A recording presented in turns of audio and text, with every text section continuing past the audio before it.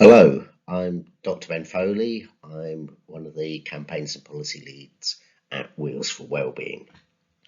Welcome to the third in our series of webinars to support the new edition of the Guide to Inclusive Cycling.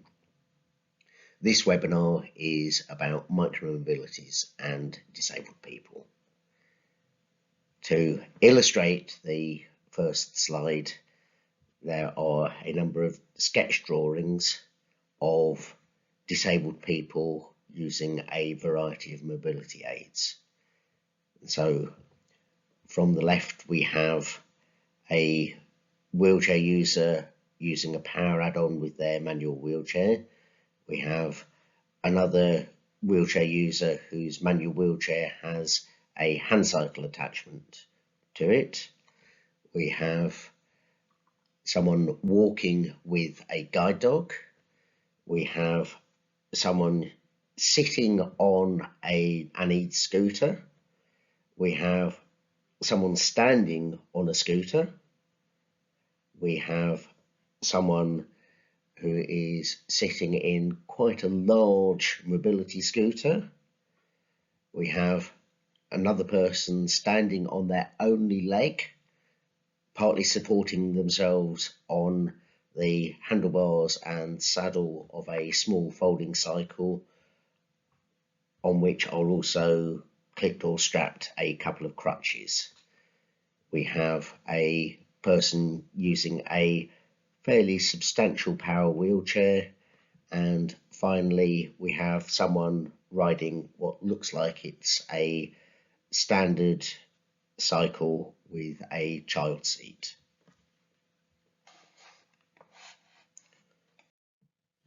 So these webinars are, as I said, to support the 5th edition of the Guide to Inclusive Cycling, and we had financial support from the Rhys Jefferies Road Fund, which we would like to acknowledge at this stage.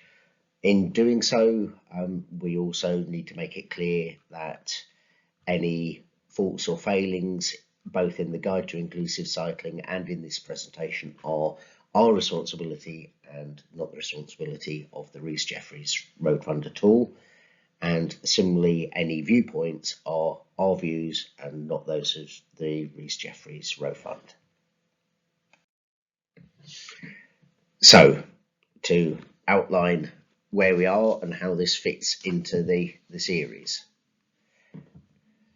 As I said, this is the third of the series of webinars, series of 3. The first was an introduction to inclusive cycling. The second, a guide to infrastructure and the barriers and enablers to inclusive cycling. This is about micromobilities and disabled people.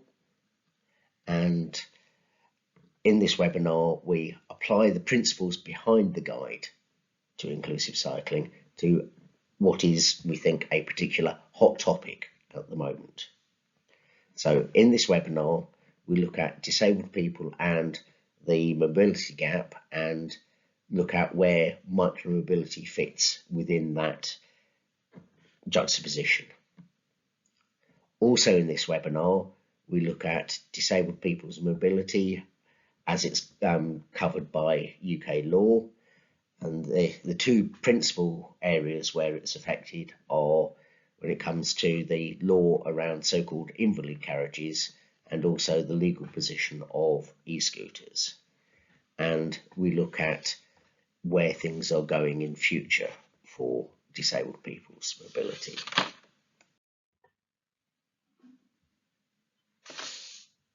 So, what does micromobility mean? A short, easy definition for us is the use of small, lightweight vehicles which are designed for short distance travel and operated by their users. So it can include cycles and high cycles, it can include e-cycles, it can include scooters and e-scooters, and it can include all sorts of other personal transporters, whether they be segways or skateboards or single wheel devices. I've seen quite a variety out and about. What's common between all of them are a couple of key current definitional elements. There must be no combustion engines involved, and the top speed should be lower than 28 miles an hour. If you're wondering why that odd number, that's 45 kilometers per hour. This slide is illustrated with a picture of a variety of scooters. I believe that they're probably e-scooters, which are scattered around on a very wide footway, otherwise known as pavement. What's unusual about them is they are all matching and with a colour scheme that I don't think I've ever seen for any of the higher schemes available in the United Kingdom, and yet a lot about the picture also sort of fits with the United Kingdom as where it was taken, which I believe is the case.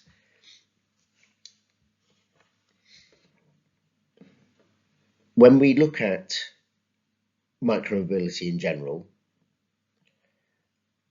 we need to recognise that because of the speed of micromobility devices, they are very often combined with public transport. And that's because they complement each other very well. Micromobility helps between the front door and the public transport stop or station, while the public transport provides the speed and greater distances than are practical on the micromobility devices, which, after all, as I said right at the start of this description of micromobility, they're small and lightweight. But if you combine them with public transport, that means either taking your device with you on public transport or being able to drop it off at the public transport stop or station and then pick one up when you get back there or when you get to your final destination public transport stop or station. And so almost an inevitable part of micromobility is the ability to drop and pick up when you're getting on and off your public transport as well.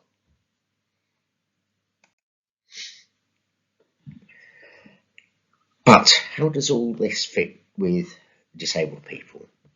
Well, we need to think about the mobility gap and how disabled people have less mobility than non-disabled people. Disabled people make up around 1/5 of the population of the United Kingdom. That's around 16 million people.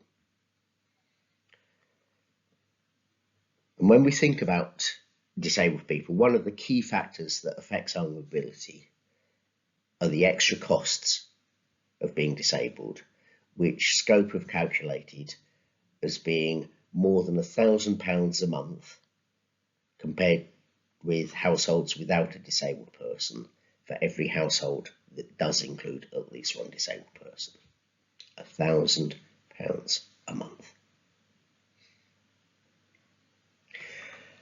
Now, another factor that we need to think about here is, according to research by Disabled Ramblers, 90% of the people that are diagnosed by the NHS as having a mobility impairment do not have a suitable mobility aid to complete a journey of 1 kilometre. A journey which, for non-disabled people, is a reasonably short walk.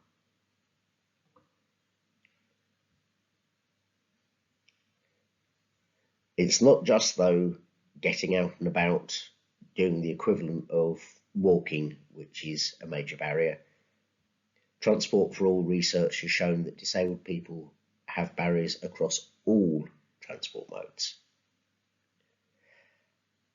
The net effect of all of those factors is that the 16 million people who are disabled in the UK make 38% fewer journeys than non-disabled people across all transport sectors, and that's a stat from Micromobility.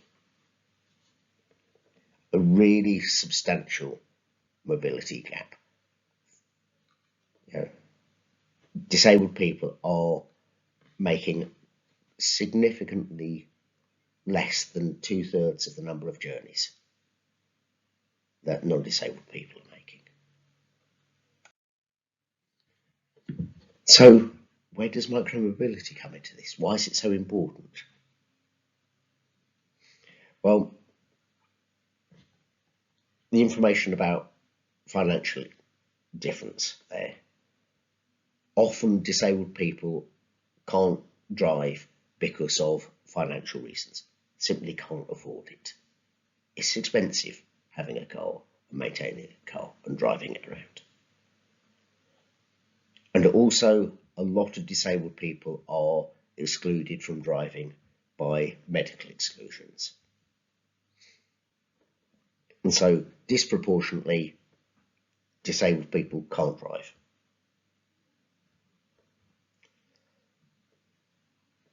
We've also sort of noted disabled people disproportionately are excluded from walking. There are, yes, the obvious mobility impairments, but sensory impairments exclude disabled people from walking. Neurodivergence excludes disabled people from walking. There's a whole variety of types of condition that get in the way of disabled people walking. So when we're thinking about micromobility, it's important that it isn't yet another transport mode from which disabled people are badly excluded, especially when a lot of the exclusion is massively easily avoidable. And this slide is illustrated by a Ghostbusters style image where we have a circle, red circle with a cross through it, indicating a ban, and within that, and sort of partially bursting out, we have a person using a manual wheelchair with a hand cycle attachment on it.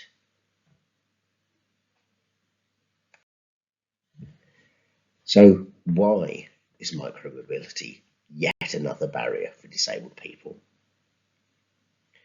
Well, one of the problems we've got here is when the e-scooter trials started, there was no account taken of the needs of disabled people. The way they were set up, it explicitly said they should not have seats. It explicitly said they shall have only two wheels, one in front of the other, excluding three-wheelers. That definition itself meant that things that are needed and useful for significant numbers of disabled people were banned from being included in the trials. And we've got the illustration here on the right of a lightweight e-scooter, not very different in the sort of size and design from the scooters that are in the trials, but this one clearly isn't in the trials because it has a seat and it has three wheels. So it fails on both of those criteria. But it's not just that though. The hire schemes more generally, including the hire schemes for cycles, they haven't taken seriously enough the Equality Act's duty to make reasonable adjustments.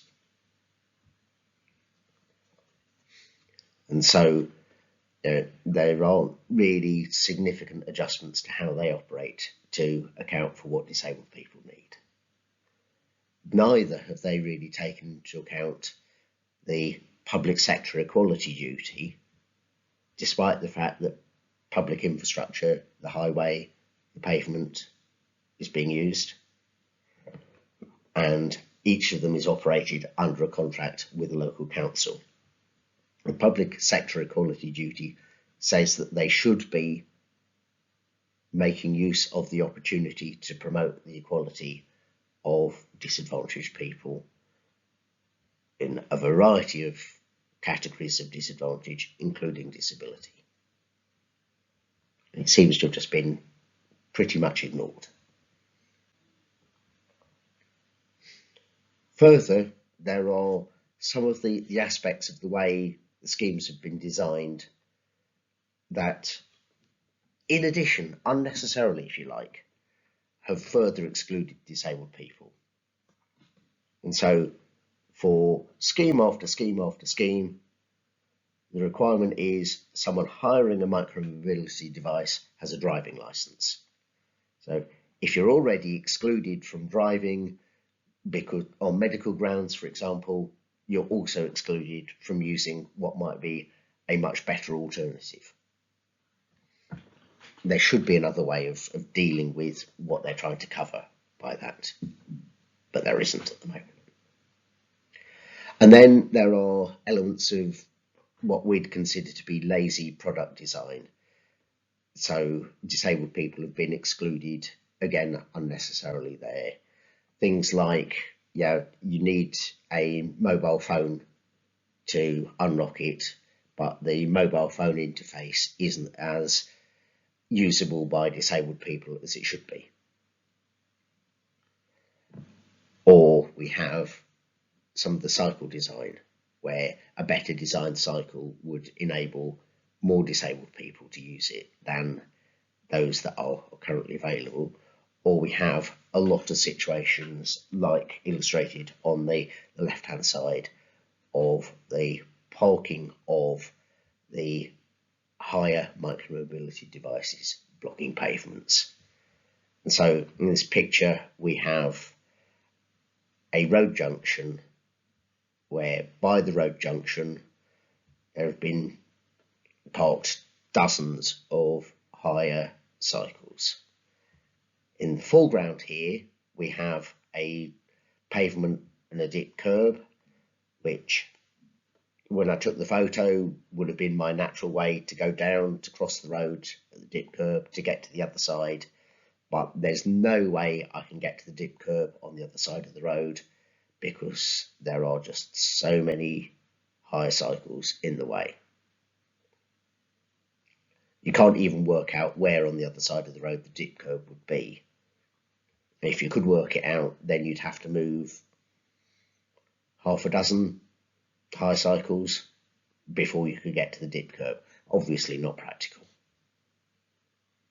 There are so many of them that have been left by their riders there at that junction that over on the left hand side of the picture you'll see not only are they blocking a lot of the space on this side turning, there's also one sticking out onto the main road to the left.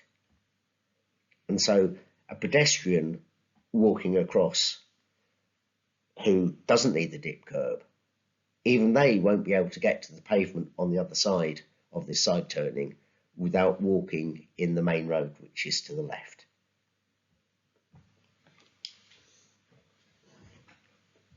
So there's a real problem with the blocking of pavements by e-cycles. Yeah, I didn't need to go out of my way to find that example. It was just on the journey that I normally take. So what are the consequences of these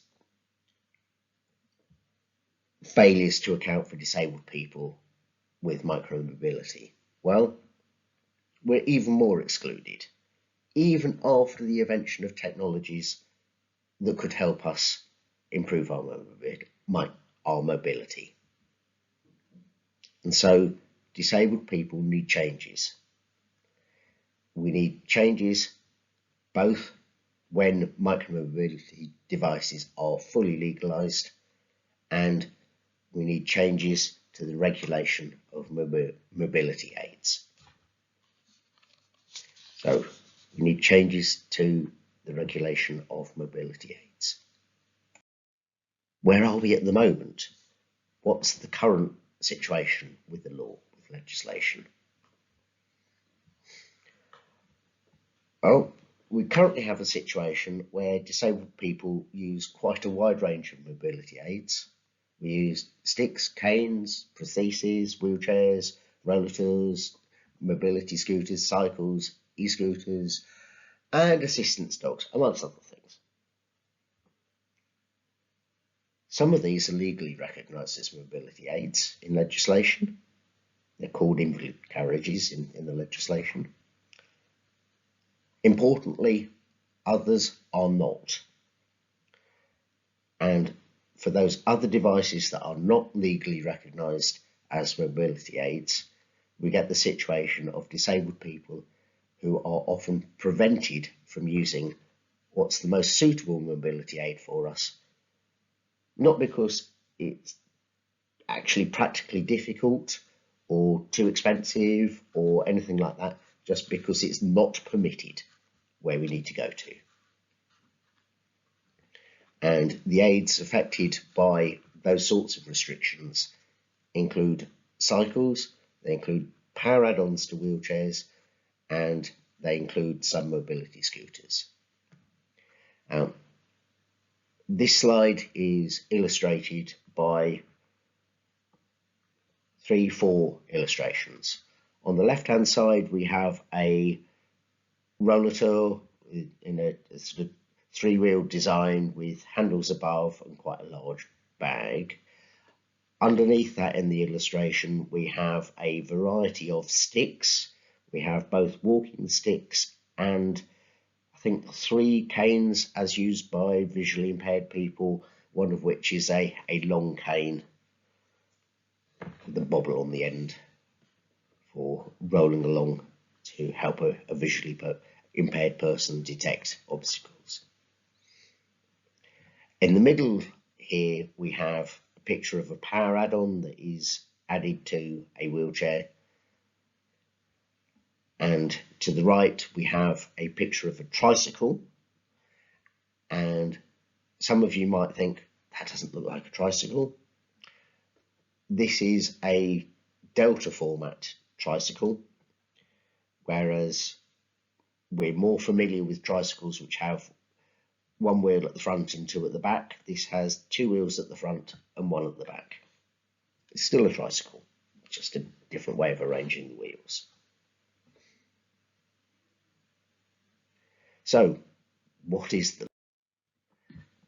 the law around mobility aids? The Invalid Carriages Regulations of 1988. Now, a lot of disabled people will celebrate when the name is changed to get away from that offensive term, invalid carriages.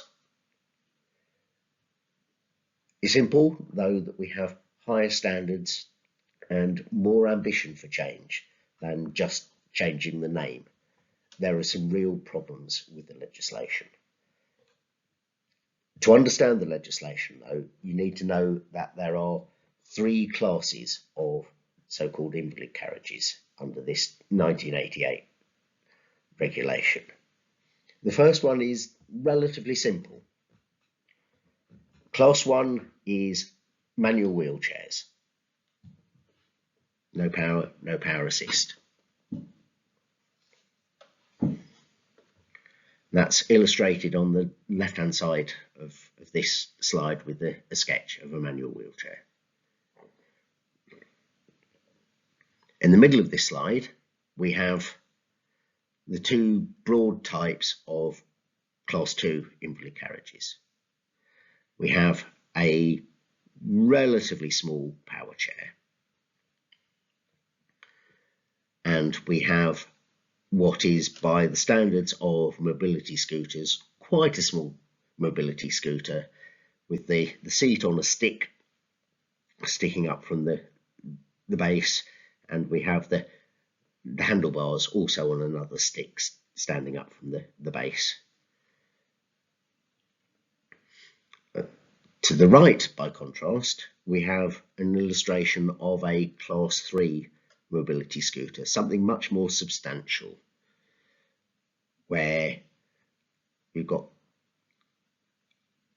amongst other things, we have wing mirrors, we have headlights, we have at the back, not sure whether it's tail light or indicator to indicate when you're turning or not. We have much more substantial body. The space under the seat is all filled in. It's a much larger, heavier, bulkier device than the Class 2 invalid carriage. And also included in Class 3 are some of the larger power chairs, which have to have a lot of the characteristics that I've just described this Class 3 mobility scooter having as well.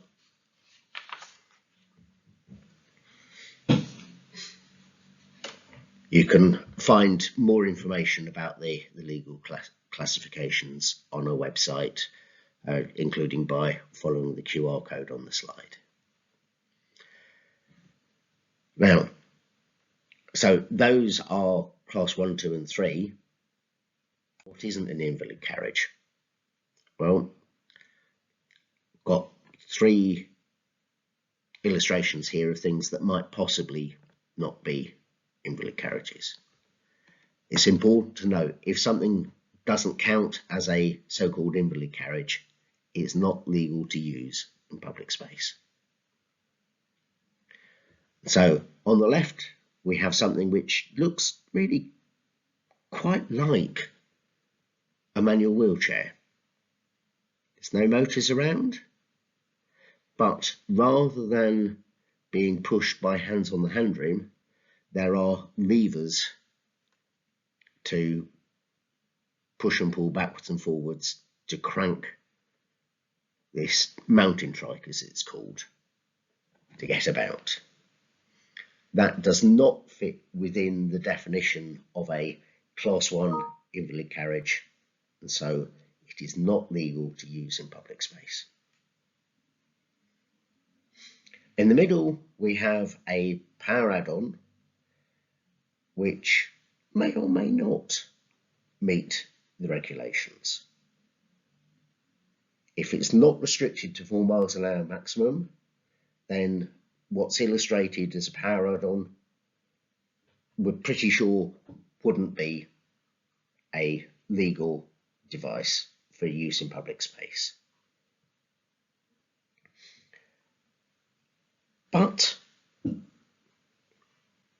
it's possible that it might be allowed up to 8 miles an hour on the road if it meets a variety of requirements which the Class 3 invalid carriage, and you remember the illustration on the previous slide, these requirements, things like having the wing mirrors, which are illustrated on this picture, but also indicators, a brake light, reflectors, a horn, a speedometer, a fixed headlight and a fixed rear light, and it must be registered with DVLA. Now, myself, I really struggle to see how you can have a fixed rear light when you've got a power add-on which itself, to me, doesn't look like it's fixed in the relevant sense to the wheelchair. To me, but yeah, fortunately, I'm not aware of there having been any legal cases in the UK about the precise nature of what does and what doesn't fit within the definition when it comes to is this rear light sufficiently fixed or isn't it sufficiently fixed? I hope we don't get to the situation where someone is having a legal case around that. And then to the right on this slide, we have a picture of a tandem mobility scooter, which looks very much like a Class 3 mobility scooter, but with 2 seats.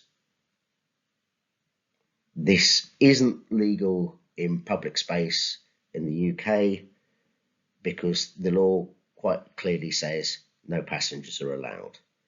And that was a decision that was intentionally made by Parliament in the 1960s. A decision that disabled people shouldn't be allowed to take passengers with us.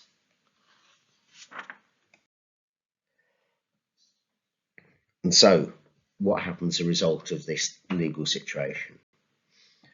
We dealt last year with the case of Isra, illustrated here, who was using a power add-on with his wheelchair, and the Met Police, they decided that what was being used did not fit within the current classification for class 1, 2, 3 mobility aids, invalid carriages. And so as a result, they confiscated the power add-on and Isra's wheelchair. And it took us getting involved before, after 19 days of having his wheelchair confiscated, the Met Police let him have it back. While he didn't have his wheelchair, Isra was, for example, unable to go to the toilet unaided. It was a massive, massive deprivation of his liberty to have his wheelchair taken away from him. Fortunately, the Met Police now seem to have accepted that going forward they won't do the same again.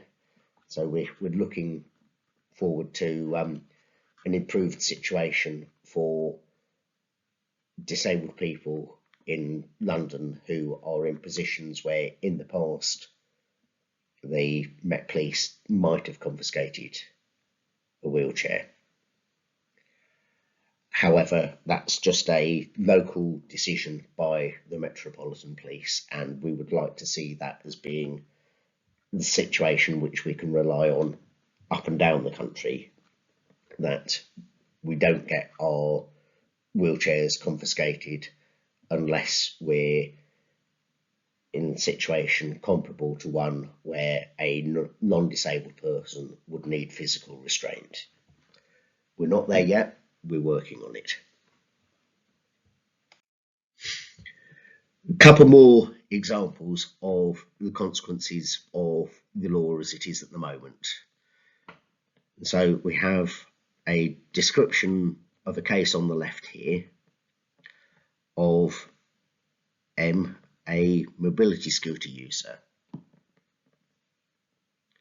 She was banned by a court order, from transporting her own children on their own mobility scooter during a custody battle.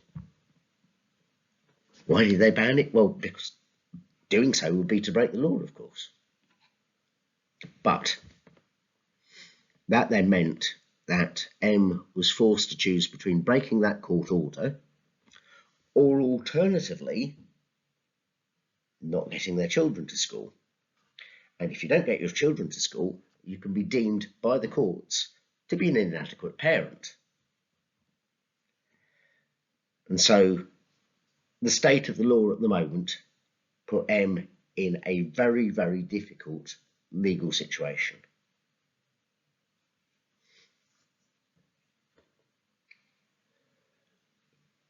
In the centre of this slide, we have a photo of Letty, who's talked about on the right-hand side. Now, Letty is quite a young woman, and the picture shows her using a manual wheelchair with a power add-on. And she's out and about on some grassy ground, which I know from experience as a wheelchair user using a manual wheelchair could be quite difficult if you don't have a power add-on. But it's okay, she's got a power add-on. And she's illustrated smiling broadly. She might be wearing a raincoat, but there's still this lovely broad smile from being out and about in places which are difficult to get to without power. Now, Letty was banned from storing or charging her power add-on in her accommodation.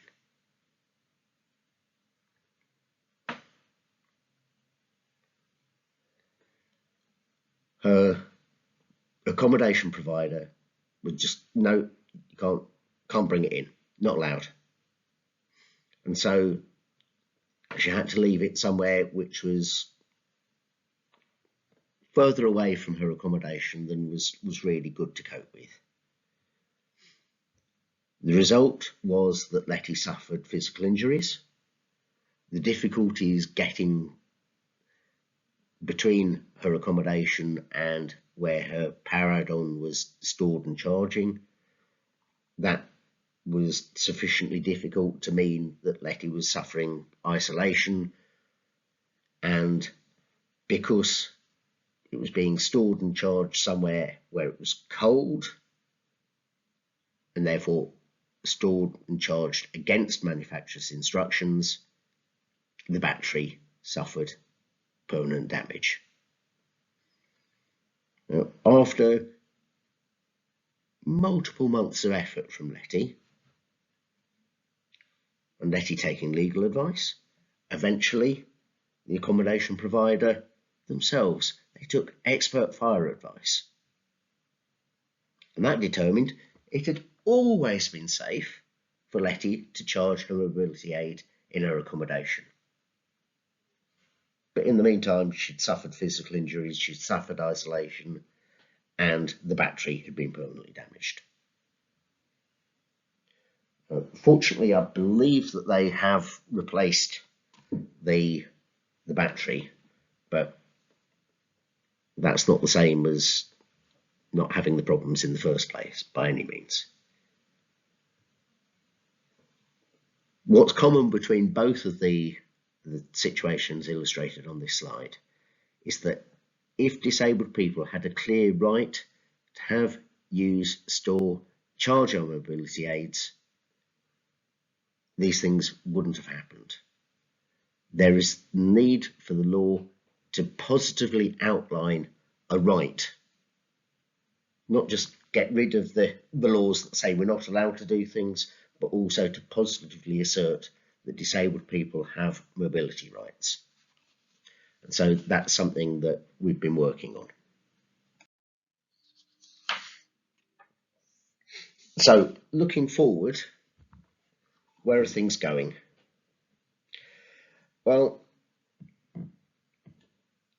over the first months of 2026, the government has been consulting on changes in the law around powered mobility aids. And as part of that, Wheels for Wellbeing were producing a fair bit of publicity. And as part of this, we used the illustration on the right-hand side here. And so at the top of that illustration, we have the wording, mobility aid regulations are out of date. Disabled people need future-proof laws which enable us to choose the mobility aids that work best for us.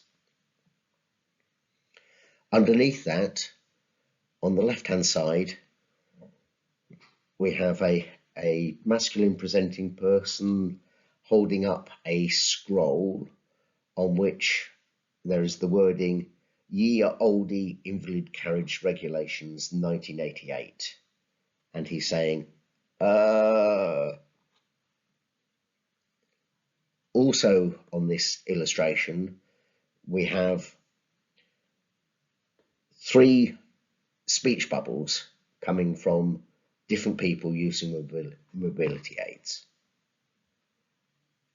On the left, we have someone who is saying, my e-trike is my mobility aid. And so the drawing is of someone sat on a recumbent e-trike. In the middle, we have someone saying, our tandem scooter is our mobility aid. And we have A couple of them sat on a mobility scooter, a tandem mobility scooter, which, as was explained, is not currently legal. And on the right, we have the speech bubble saying, "My robo-dog is my mobility aid." Myself, I wouldn't have known that what was illustrated was a robo-dog if I hadn't have had that speech bubble. Apparently that's what it is. So, over the early months of this year, we've had the consultation about powered mobility aids. We will have the government responding to the consultation sometime. Sometimes the responses come fairly quickly, sometimes they take years. But we've also had information from the Minister that over the next year, the government will also consult on micromobility.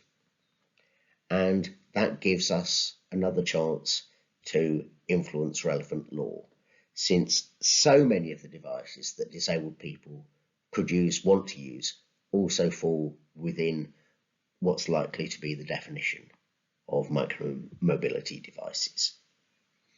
And if it doesn't fall in exactly the definition that they choose, we can argue that they're using the wrong definition anyway. Now, what we expect is going to happen is that at some stage together, there will be a change in the law proposed, which will cover both powered mobility aids and micromobility. Well, as an organisation, we're expecting we might need to do some work to persuade the government to get on with actually prioritising making these changes to the law, but also work to try to persuade them that when they make the change, they make the right change, the change that is needed. So we're looking for law changes to be ones that include all devices used as mobility aids, not ones that define just this sort of device or a device under these circumstances, whatever. We're looking at all devices used as mobility aids, and we're looking to work on the basis that what's needed is equal mobility for disabled people compared to non-disabled people. What we believe is likely to happen is that the government will work towards new legislation on micromobility, talking about low-speed, zero-emission electric vehicles, LZEVs. We believe that they're thinking in terms of having it as future-proofed, so anything that falls within a wide, open-ended definition counts as being an LZEV, which gives a decent chance that sort of framework is including all devices within the broad framework. And so that's one of the criteria that looks like it's relatively amenable to the sorts of change that we need. We are also very much looking for and wanting to check that the law change simplifies and updates the current laws, so it enables equity of access to the diverse range of and new developing types of mobility aids that disabled people want to use. So we have on this slide a few links to resources that we make available through our website. Our website, wheelsforwellbeing.org.uk, and within that, looking at the campaign section is the key thing to look for. And we also have from within that also further links on to our photo bank of free to use images of disabled cyclists, which is the final link on this page.